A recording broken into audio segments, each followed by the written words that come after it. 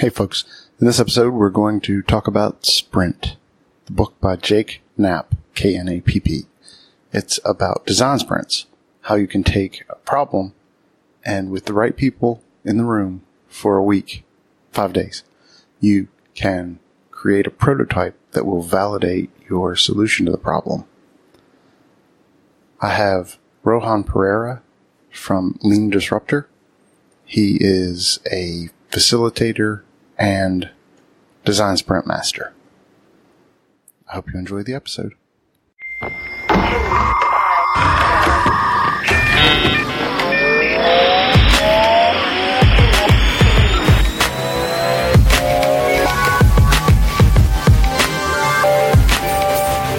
Hello and welcome to the podcast. I'm your host, Dave Albert.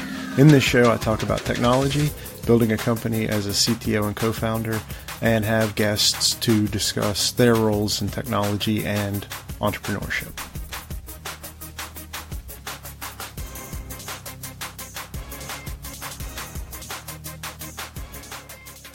Today we're joined by Rohan Perera, facilitator, consultant, and design sprint master at Lean Disruptor. Thanks for joining us, Rohan. Thank you, Dave. Great to be here. Excellent. Can you tell us a little bit about yourself? Sure. Where do I start? So, if I go all the way back, probably a bit too far back, but, I started off my undergrad, I studied accountancy. And, the reason I'm telling you this is because it's a bit of an interesting story. At the end of my degree, I ended up becoming a professional poker player. So really? A bit out there, a bit crazy, but, while I was studying, I was making some decent money playing poker. So at the end, I made a choice to go down the poker route instead of doing my accountancy exams. So at the end, after I graduated, I decided to take 4 years, to take a year and see how it went. And in the end, it went pretty well. So I became a professional poker player for the following 4 years. And after that, I ended up I suppose firstly, it wasn't all that I expected it to be. It's on paper, it's amazing, but in reality, it's actually very much like a startup, as it sounds very good on paper and it has this illusion to it. But, in reality, you're grinding till 6 a.m. in the morning in the casino from 10 p.m. to 6 a.m. Every night. And it was tough going. And after that, so while in that space, I actually got quite involved in the startup ecosystem because I attempted, and I say attempted, without success, to create a couple of businesses. And in that, I really found myself enjoying and buying into a lot of the methodologies that I was trying to practice around lean startup and design thinking, and really customer development was one of the things, because I ended up going out, doing a lot of research, talking to as many people as I could when I tried to set up these businesses. And then I ended up working with my dad, Rohan Perera, who is a lecturer in INSEAD, and he'd created a couple of successful businesses.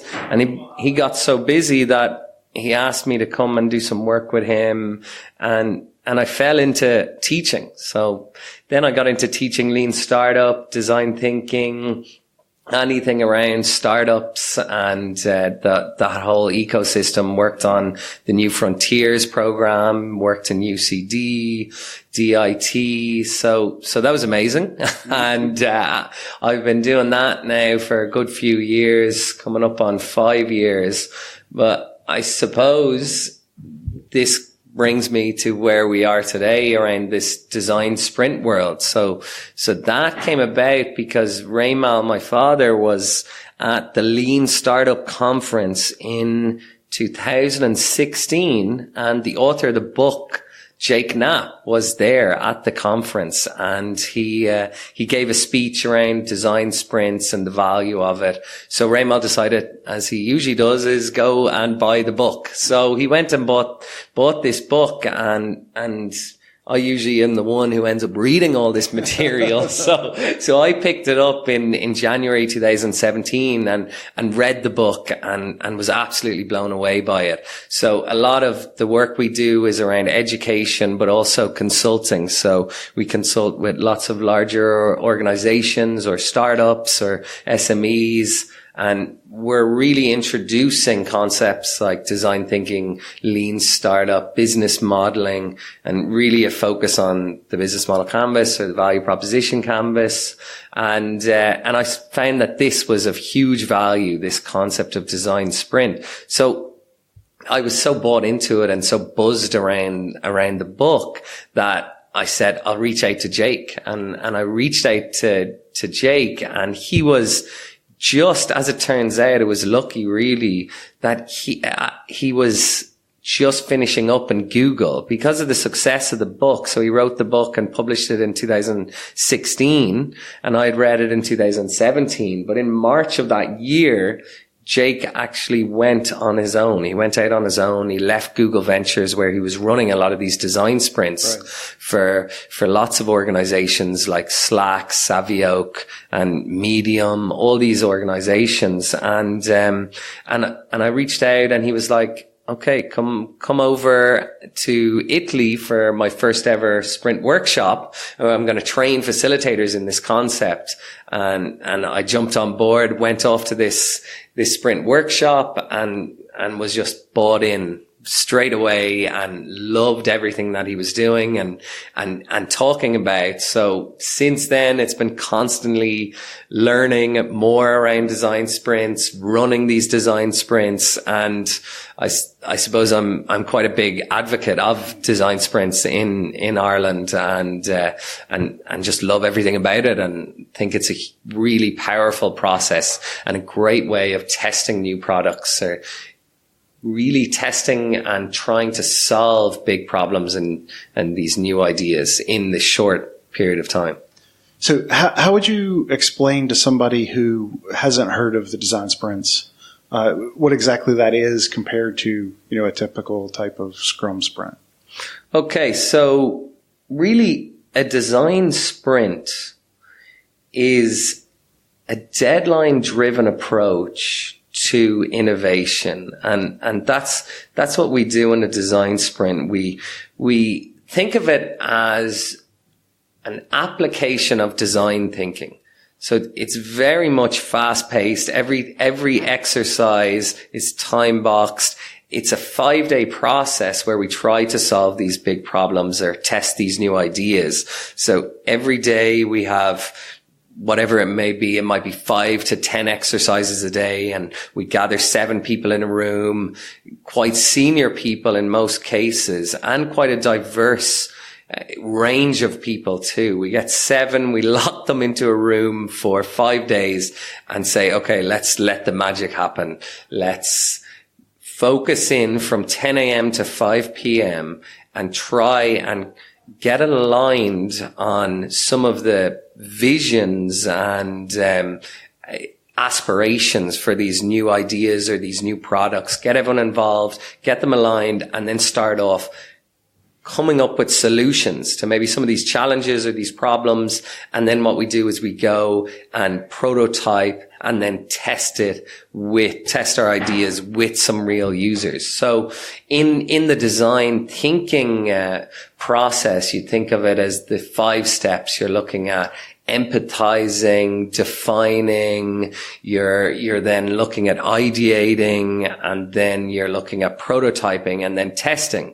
So in a design sprint, a lot of the empathizing is done before you jump into the sprint. So this is where we're looking to validate a solution in a sprint, but beforehand we go into the sprint with a problem validated. So we look to validate a problem pre-sprint, then we go into the sprint and we try and validate a solution by coming up, well, it could be validated, it could be invalidated. A lot of people think that you need to have at the end of a sprint a successful idea, but really it could be the case of an unsuccessful idea, and invalidation is even more beneficial, because that means we're not spending all of this time and research and resources to testing these products that aren't worthwhile. So Jake Knapp says it's like having a glimpse into the future of how your product or service will be received. That's why we do a design sprint, is we want to fast forward into the future and see if it's worth going and maybe building this product or creating this service. So we want to do that in 5 days, test it, and then after we look at maybe going through more agile processes or product development. And here is all about testing. Yeah, so 5 days. That's not a lot of time. So obviously you can't build a fully working, I'm thinking mobile application, because that's what I spend most of my time in is the infrastructure for building that and mobile apps. But what is the prototype at the end often like?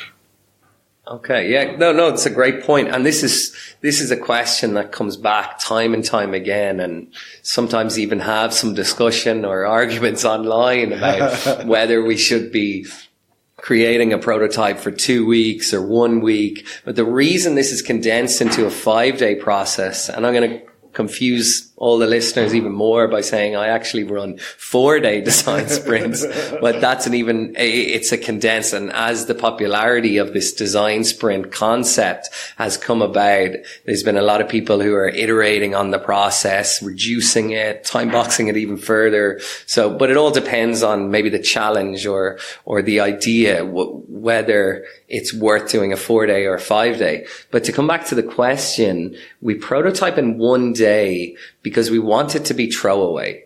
We don't want to fall in love with our ideas. And a lot of the time when I see people who end up prototyping for long periods of time, it's very hard for them to be able to take the insights and the feedback on board. So what we do is we rapidly prototype and then test it with users and let them direct how our product should end up or our service should end up. And we use lots of tools like maybe Marvel or Envision are great prototyping tools. Fluid UI as well is an Irish company and a great prototyping tool. So that's on the digital side of things, but you can also prototype anything. And that's what Jake Knapp says. I've even ran a design sprint where we prototyped a process, and that was an interesting one. But really, that's where we focused on the journey more so, and how we'd go about creating or testing if this is the right way to go about this idea. And so it all is about focusing 1 day. So the 4th day in the design sprint, you prototype and you just jump in there. You set tasks for all the 5 to 7 people in the room and really set them goals and targets, and you piece everything together at the end. So the key as well is when you go into the user testing the following day is you're not testing the user, you're testing the prototype and the idea. And it's okay if there's maybe some piece of the prototype that may not be functional. You are creating a facade. You do want it to be high fidelity in a lot of cases, so you can get some good feedback. And there's actually 2 ways of looking at this. AJ and Smart are one of the big design sprint organizations, and they end up testing with very high fidelity prototypes because they've got an amazing team of really experienced prototypers. But Jake actually, a lot of his sprints were actually very low fidelity prototypes.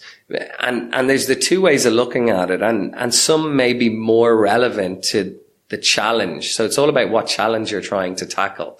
But sometimes if it's a low fidelity prototype, you mightn't be able to get enough of the key insights to help guide you further on. But on the opposite side of the things, on opposite side of the fence is if you go too high fidelity, then users can end up looking at things like, oh, that button should be blue instead of red. And it turns out to be very usability as opposed to testing the concept.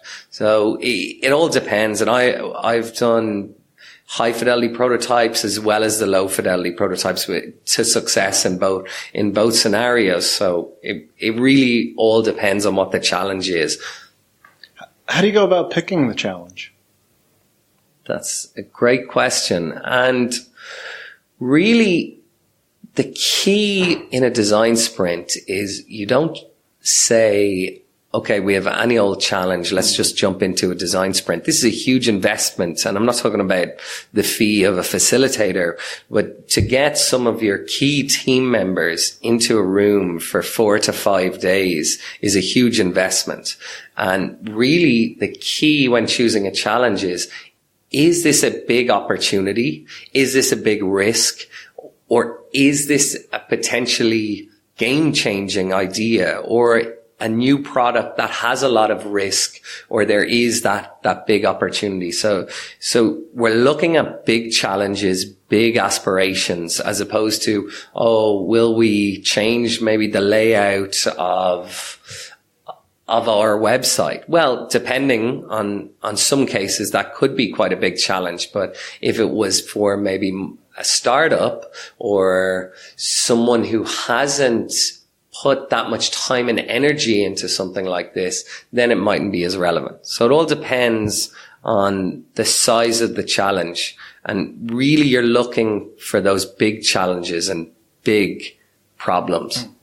Have you seen most of the ones you've worked with be more focused on, say, the product itself? Or have you seen any that were focused on maybe a marketing campaign or something like that? Do you understand what I mean? Yeah, with definitely. The differences there? Definitely. And I'm trying to think now if I have ran a sprint on a marketing campaign. I know that Jake Knapp, and in the book, has a good few examples of running a design sprint on a marketing campaign. And maybe it's all around trying to get more buy-in for a product that's already out there. For me, a lot of the sprints I have ran have actually been on internal processes or internal systems where the problem has actually been validated. So a lot of people say, how much pre-work do you do on a sprint? But a lot of the sprints I've ran, the problem has been validated because it's an internal problem, and we're trying to maybe change the systems that we're working on, or increase the productivity levels by using a certain piece of software. But there also has been new products or new services that we've tested. The majority have been on a digital side of things. I haven't worked on a sprint on a physical product as of yet. So most of my prototypes have been digital, but we've also had PowerPoint prototypes, explainer videos, canvases, A1 canvases, and documents, paper prototypes. But yeah, so really that's where I'm at with that. Yeah, I probably was thinking that because I guess we're at a stage now where we've got a lot of time and money invested in our product. And obviously user acquisition is one of our key things at the moment. So thinking, could we use something like a design sprint to try to grow the user base quite rapidly with some sort of prototype like that, to see what the responses might be like. But I don't know exactly how that might work in practice with the prototyping with the user. Interesting. So I read this book called Traction a couple of years back. It's an excellent book, and really what Traction outlines is how to grow awareness for your product or gain that mass market expansion. And really that they use a lot of great tools on how to test which channel to utilize. And I would say it's an interesting one for a sprint on trying to test a couple of channels. What I would say is that I would run a couple of A/B tests or look at layout. What are the channels that you feel. It's all about your assumptions, and you're trying to test those assumptions, whether it be using lean startup principles or design thinking principles or design sprint. I see there, or even agile, but I feel that's more around the product development side of things. But lean startup, design thinking, and design sprint are very interlinked, and it's all about going out and talking to customers and getting that real feedback.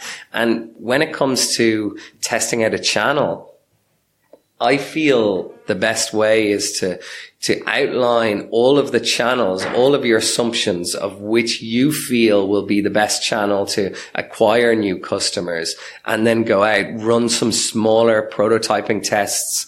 Maybe it is creating a website or creating a brochure or a flyer that you could hand out to users to direct them maybe to a website or a portal where they could put in their email address, and then you'll find out how many users have signed up while using that particular channel, and you could use it in social media. So in terms of a sprint, I'm not sure. I think you can run a design sprint for a lot of angles, and you probably could in that sense. But I would say first what I would do as a precursor to a sprint is actually run lots of little experiments. Maybe they're 1-day experiments or 2-day experiments to create a campaign. And then obviously you're going to be spending a bit longer time to release that campaign. Use the Google Analytics platforms to really find out how many users have bought into us or signed up from that particular channel. Okay. So it was some of the tools that or activities that you do during the design sprint that I was thinking about, the 8x8 box thing about coming up. So, and it was maybe marketing campaigns the wrong word, but activities that will drive user growth over some period of time, right? So whether that's I hate to use the word gimmick, but some sort of activities unusual to your current marketing practices. So to create that viral guerrilla marketing tactic, you know what I mean? That everybody's looking for, but nobody knows how to actually make happen. It just happens, or it doesn't, and most often it doesn't. But everybody get together, do the drawings separately to come up with ideas on how we might go about quickly acquiring users. That's where I was going with it. Oh, I think you're dead right there, Dave. So you can for sure run a design sprint on how do we acquire customers rapidly, and it is, I suppose, even going back to my previous point, is you will have a particular assumption, and maybe you've already said, okay, maybe it's going to be guerrilla marketing campaign or a viral video. A lot of people talk about growth. When I work with startups or entrepreneurs, they say, or aspiring entrepreneurs, they say, we'll grow and get traction so quickly by going viral on social media. It's like, okay, well, how are you actually going to do that? How many followers have you got? I've been on Instagram about 4 years. I've barely 100 followers. It's not that easy, guys. I can't break 400. Well, I can't break 410. It goes up and down. 409, 401, 408, 401. But I think you're dead right in terms of a design sprint. You can definitely run a design sprint on a marketing campaign or on customer acquisition. What the key here is that I feel is that you go in with a big plan. So you have already thought about what are the potential strategies that you're going to use to acquire customers. And now maybe on the day you're going to flesh out a particular campaign and test it. And that way you'll be able to find growth. And I think then after the sprint, a lot of people think that, it's all over then, happy days, but really need to do the analysis after. And maybe there's a case of a 1 or 2 day follow-up mini sprint the second week. But then you need to go into constant iteration of your prototype. So I know I say, oh, we prototype in one day, but that's not the end of it. Then you're listening to the user feedback. You're trying to iterate quickly, test again. And you're then going into that whole lean startup loop. You build, measure, learn. And it's just constant iteration until you then get into your agile product development. Well, that's how I see it as fitting in. For the actual prototyping bit, how do you get honest feedback from users, especially those here in Ireland who are quite likely to say, this is great, I love it, because you said you did it. Everybody's often too polite. Dead right. And really, as they say, no one will call your baby ugly. And you need to ask the right questions to find out if it is ugly. So what we say is, the key is having this whole curiosity mindset. At the start of any user test, you're trying to make sure that the user is in their comfort zone. You're asking them to speak their mind, talk you through it. You're not doing as much of the talking, but you introduce them by saying, we're looking to improve our products and services, and we've chosen you as you're an expert maybe in the space, or we really would love your feedback. Well, we're not looking for a tap on the back here. We're looking for criticism. We're trying to improve what direction. We're also trying to look at what direction our products or service needs to go, and any feedback is critical to us. So I think there's lots of things, and Jake Knapp has a couple of steps that he talks about in the book, and really it's around a friendly introduction by putting somebody at ease. A lot of people say, oh, how do I dress for a user test? You dress as how you think your user will dress. If you feel that this user is going to come into the room, and I shouldn't be calling them user, this person, of course, but this person is coming into this room, and if they're going to be wearing a suit, you need to be wearing a suit. If they're going to be wearing shorts, you need to be wearing shorts. It's to put them at ease. And then you're giving the user or the person who's giving you some feedback, just some context around what you're trying to do, or what is it that you've created, and really to put them at ease by saying that we're looking for criticism, we're looking for that feedback, and then maybe introduce them to the prototype, and actually then setting them some tasks to do. Okay, if you were looking for an app, what would you do? And then it's like, okay, maybe I click into the app store. Okay, maybe I click on this. And you're just watching them interact with the prototype and asking them to fulfill some tasks like that. And then at the end, you do a debrief where you just ask for the overall outlook on what the product was, what that experience was for the user, and just always constantly having that curiosity mindset, always asking why, how, what, whatever the case is. So I think that's the key in user testing. And really there's lots of great research that's been done around it, and well worth looking more into. But I do think that you can conduct a user test even if you haven't had years of experience doing it. And it's similar to customer discovery. And for those of you who are familiar with customer discovery, you know that it's the more times you do it, the more you're going to become experienced in it and gain value from it. But you need to just jump in there and really try and listen and not follow too much of a script. And just interact. Let the person do most of the talking. You shouldn't be talking unless you're repeating back, or maybe you're empathizing, or whatever the case is. When would be too early? So can you use a design sprint to basically validate your entire company when it's at a very, very early stage? So you've done some user interviews, where you've gotten a lot of feedback on the problem space that you think you're working in. You've found the overlapping answers from all those different potential users. You think you found an area where you can target enough of the problem, and is that enough, or is that maybe too early?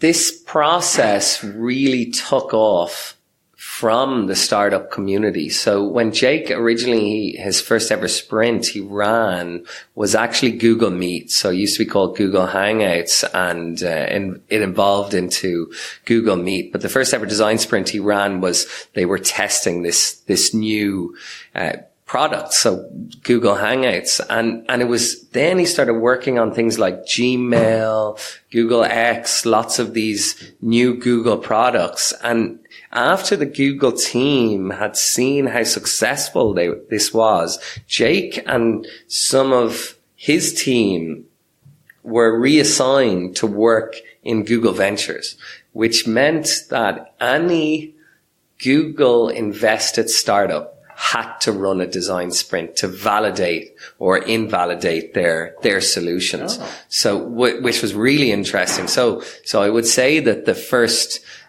couple of hundred of design sprints were ran for startups. And nowadays you do see more larger organizations running them for, I suppose, a couple of reasons. One being it's hard to run a design sprint if you're a very early stage startup and you only have one or two employees, or maybe it's just yourself and a friend, and you want to test this idea. But you're going to get more value when you have a couple of more bodies in the room. But you can always have extra friends or other startups who might be working maybe in the same co-working space as you, and you could bring them on, ask them to be involved in your design sprint. And I feel that anyone who receives CSF, so Competitive Start Fund from Enterprise Ireland, should really be running a design sprint. And I think that's really powerful for startups. It's all about trying to get enough bodies in the room for when your design sprint is, to make it valuable, because I feel you really need to be having at a minimum 4 people in a design sprint.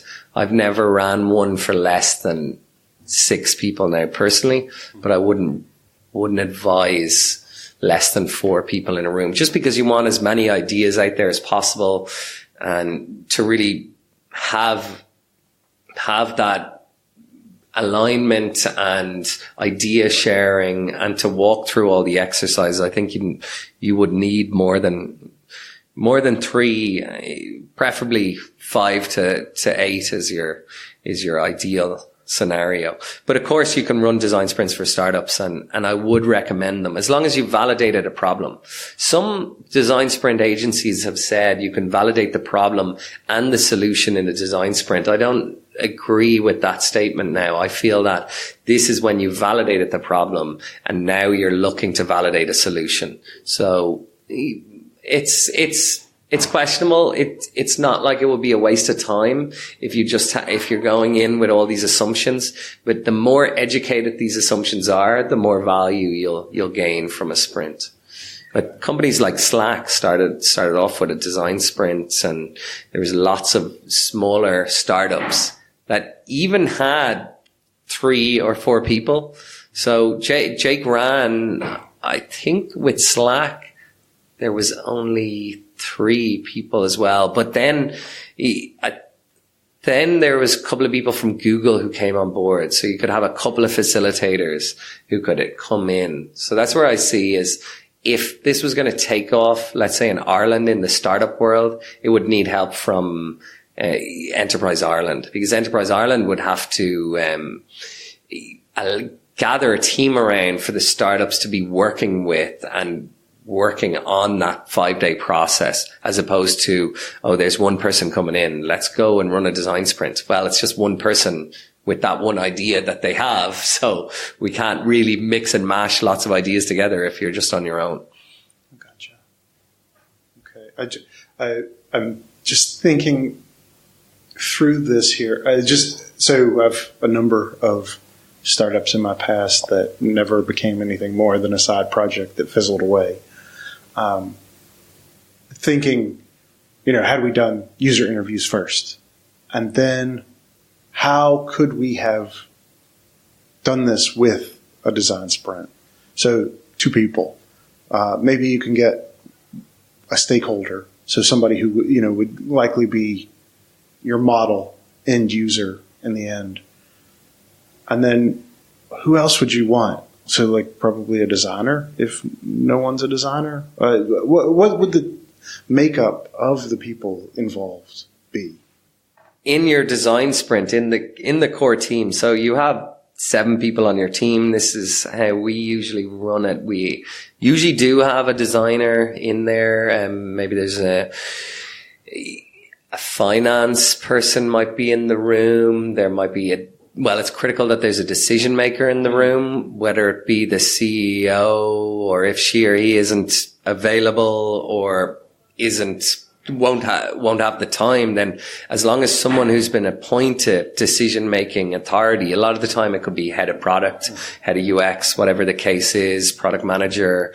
If they have that, once they've been passed on the decision-making ability, then you can go ahead with the sprint. But the reason we have a decider is if you're going to spend all that time in a design sprint, you need to be able to agree that you're going to utilize those learnings. Because this is a learning journey. You're going in there with the whole purpose of, yes, testing your idea. Hopefully it's validated, but also being in that curiosity mindset and trying to learn and improve your product or service.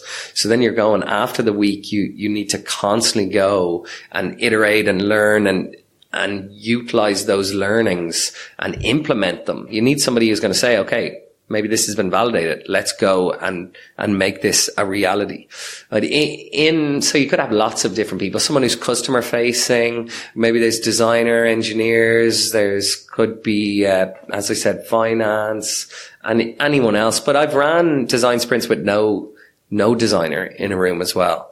And then we've just shown people how to use these design tools. Because the beauty of prototyping nowadays is that some genius has come up with all these amazing tools that we can use, and they're so user friendly. Things like Marvel, Canva, Video Scribe, all these tools are so easy to use that anyone can use them. So I don't think you need to have a set designer in there, but obviously it's going to be of benefit. It also depends on how high a fidelity prototype you feel you need to build.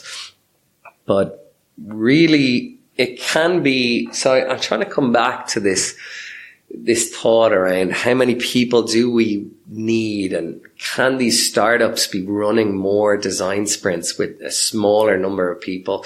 And I feel you really need to either get help from other startups. If you have 2 people, I just don't think is enough for a design sprint. There's definitely been lots of blogs written about them. If you go into sprintstories.com, you'll see lots of blogs written about all these amazing sprints, ranging from sprints in the British government and sprints from the airline industry, sprints all over, ranging from maybe 1-person sprints to 15 people sprints. But I feel that you'd be really looking at in between that 5 to 8 as the sweet spot. And if you're an early stage startup, I think you need to join forces with some either facilitators, either mentors, maybe investors, asking them, as you said, you mentioned stakeholders, but asking some of those investors or stakeholders to come in, sit in the sprint and give you some of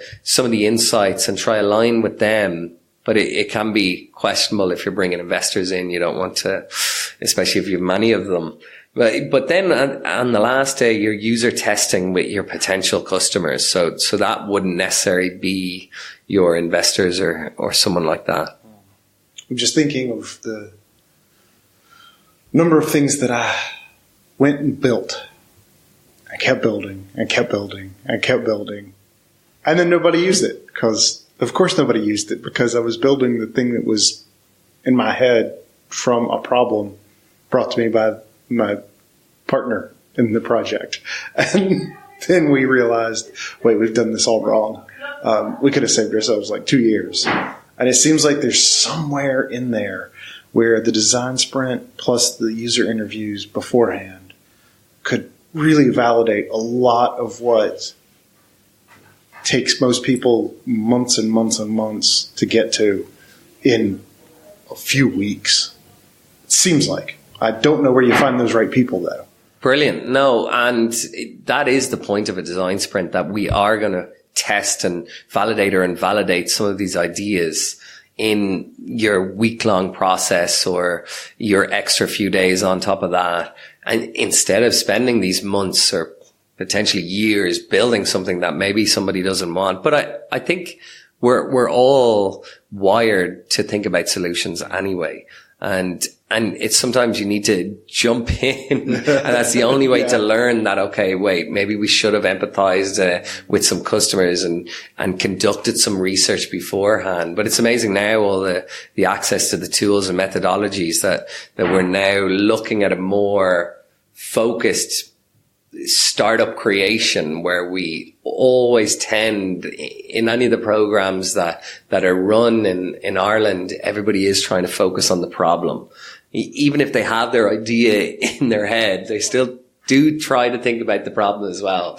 Well, you need to try steer people away from those solutions. But I think definitely there's a space for design sprint in the startup ecosystem, because it was so successful in the US. A lot of these startups are multi-million / unicorn companies.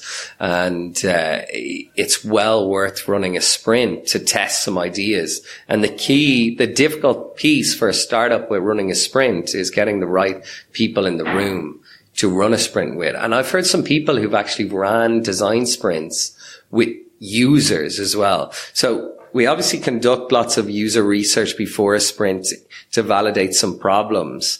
But also then on the 5th day of a design sprint, you test, you do this user testing where you're testing your prototype with these users. But I've heard of people bringing in potential customers to help them in the solution creation part of your design sprint. So they say, okay, well, we've only got 2 people in our business. Well, let's get in maybe an investor, maybe a stakeholder, maybe some other potential customers as well. And let's get these 5 people in a room and let's ideate together. And a lot of people get worried on asking a lot from potential customers or asking for their advice or their feedback. But really, that brings you closer to your customers, and then they feel like they've been on this journey with you, and they feel like they've been involved in creating this new product or service. So in that sense, they become your most loyal customers. Like, we had a sprint. In one sprint in the US, we were running this design sprint in the US, and one of the participants on the sprint was the head of sales, and this person was very, very much afraid of giving us the contact details of some of these potential customers, because the sales side of him in this case was saying, okay, well, that's my baby. That's my part. I own these customers. Well, no, he didn't say that, but you do feel like you have ownership over these potential customers, and you're afraid that someone's going to say something they shouldn't, or they're going to mess up something. And these were quite difficult customers as well. But in the end, we convinced this person to let us ask a couple of these people in for the user testing. And the user testing on the final day, some of the most difficult people were delighted the most of the users, because they felt like this company was really thinking about their customers and trying to get their feedback, trying to improve their products and services. As a customer, that's what you want to see. You want to see these organizations really trying to delight you and really trying to improve how they do things. So what the salesperson thought would be really difficult interviews ended up being some of the best interviews, and they loved what we were doing in this design sprint, and they actually validated a lot of the new product. So they're in implementation phase now. So it just shows you the power of talking to customers, and whether it be user testing, whether it be customer development, problem or solution orientation, the closer you get to your customers, the more likely you are to actually attract them to be your loyal and most loyal following. Cool. So, how many people should be testers? How many testers should you try to get? So research has shown that if you were to map the value, if you're to map the amount of user testers on a value to time scale, then 5 would be the perfect number, because with testing with 5 users, if they're the right users, you can get up to 85% of the usability problems found. And really, in that short space of time, 5 is that perfect number. So we actually, one person in the sprint is usually in charge of trying to figure out who are the key people. After day 1, you'll have aligned on the challenges. You will understand what are the key questions you want answered at the end of the week. So then you put one person in charge of recruitment of these user testers, and you bounce some ideas off each other and figure out, okay, who's the target customer segment we're trying to test this with, and who will be those key people to be in the room? And that's why we test it with 5 users. And that doesn't mean that you talk to 5 people, you never have to talk to another person again. It is that constant flow of talking to customers. But in the design sprint, 5 users is a perfect number. Cool. We usually recruit 6, sometimes even 7, in case there's a dropout, because you don't want to end up on your last day with 3 users to test with. 4 is okay, but you really want to make sure that you have 4, 5, or 6. But ideally, it is that 5 anyway. It's like that 7 plus or minus 2. Yeah. It is. Seems to hit You can't guarantee there's going to be 7 people in a sprint. This is the way it was written. 7 is the perfect number. And they'd actually tested from running lots of sprints, and they ran sprints with 1 person. They ran sprints with 10 people, 12 people, and it's all outlined in the book. And what they came by was 7 as the perfect number after doing it. So it wasn't just someone picked 7 out of thin air. It was tested. No, but it's the principle that, your menus should only have 7 plus or minus 2 Sure, options. yeah. Because people can only keep so many things in their heads. So, and the people seem to match up to this. That's pretty funny. How do you typically find is the best way to recruit these users? So a lot of people ask me that when I'm conducting any training workshops around this process, is they always fear that they won't be able to get the users in the room on the final day. But actually what you'll find is the best way to recruit users is your own network. Or maybe it's, if you're an external facilitator, maybe it's the company's network. But reach out to people on LinkedIn. Reach out to any of your friends. Think about maybe your friend's mum might be a relevant user. Maybe your friend's dad. Maybe your auntie. Maybe your uncle, whoever the case is, or a colleague or a colleague's friend.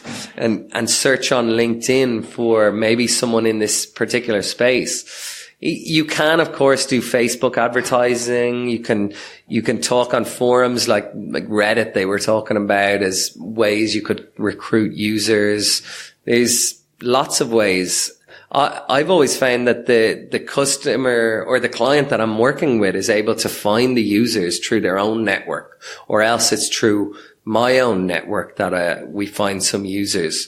But it never seems to be a big problem. Mm. And everyone always fears that'll be a big problem.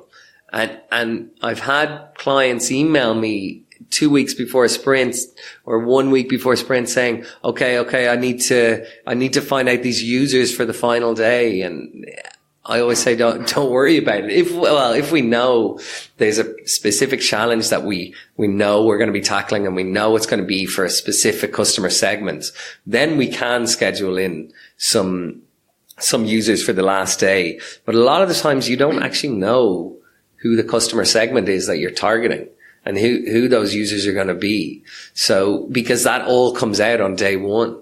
So that's why we tend to have a more relaxed approach. And we've never had a case where we've had less than 4 user testers in the design sprint. Okay, nice. For facilitators, do you always recommend it be somebody who is like a professional facilitator, or do you see people, I mean, obviously that being part of what you do, that, you know, you've got one angle on that, but have you seen people running that with internal facilitators? Yeah, lots of times companies do run it with internal facilitators, and we train internal facilitators in our workshops, and of course you can do that. And the best way to learn is really jumping in straight away. I think that what I've found is a lot of the clients who contact me, they feel that it is too much of a risk to have an internal facilitator if they haven't facilitated many times before. But that doesn't mean that you can't use internal facilitators. I say you definitely can. You just need to do some practice facilitation before you run a design sprint. Maybe you're going to run a lightning decision jam. A lightning decision jam is essentially a 1-hour design sprint, and that'll give you a bit of practice to run your next design sprint. But it's just constantly doing a bit of practice, and also making sure that you are not involved in the sprint either. If you're going to facilitate a design sprint, you have to be completely unbiased, and you can't get involved in the exercises. So a lot of people do ask me that question is, I want to facilitate a design sprint for my organization, but I want to be involved in it as well. But what we say is, you can't, because that isn't the role of the facilitator. So you can't be involved in these dot voting and decision making, because you need to be there to guide the team along. The whole point of a facilitator is to make sure that the team are on time and running through the exercises, and then you can achieve everything you set out to in that week. And yes, there is the design sprint, the sprint book that the author Jake Knapp wrote has actually an hour by hour, minute by minute description of what is required in the design sprint. So hypothetically, you can use that book to run your own design sprint. But if I was advising a facilitator, what I would say is, if they haven't run a design sprint before, of course, do some of these prep activities like run the light decision jam, but maybe also get a smaller team, maybe a more junior team, and facilitate a design sprint with them. And that is as a test bed for whether you're going to be able to, not to say that it wouldn't be an important challenge, of course it would be, but if you're going to get maybe a couple of people to fly in across the world to jump into a design sprint, I think you should have a practice run at least before. But definitely we've trained over 250 at this stage design sprint facilitators who've then gone on to facilitate design sprints in their own organizations, who wouldn't have been facilitators before. And there's lots of tools and resources available. I actually just wrote a blog there recently around facilitation insights. So, and there's plenty. Jake is always writing lots around that. AJ and Smart, Design Sprint Academy, a New Haircut. All these organizations are talking about design sprints constantly. Voltage Control, another one. So well worth researching and looking on sprint stories, or even just Googling information. And we run a free monthly meetup as well on the design sprint process. I know you've been an attendee, but that kind of gives you a bit more insight around this whole design sprint world and a bit of practice on facilitation. Great. What sort of budget is someone looking at for a full facilitator for the week? So if you're looking to If you're looking to hire a facilitator for a design sprint, it could be anywhere between $7,500 to 35,000. I know some of the largest design sprint organizations charge 50,000 for a design sprint. So our pricing is around the 10 grand mark for a facilitator, but that's around what you're looking at. Yeah.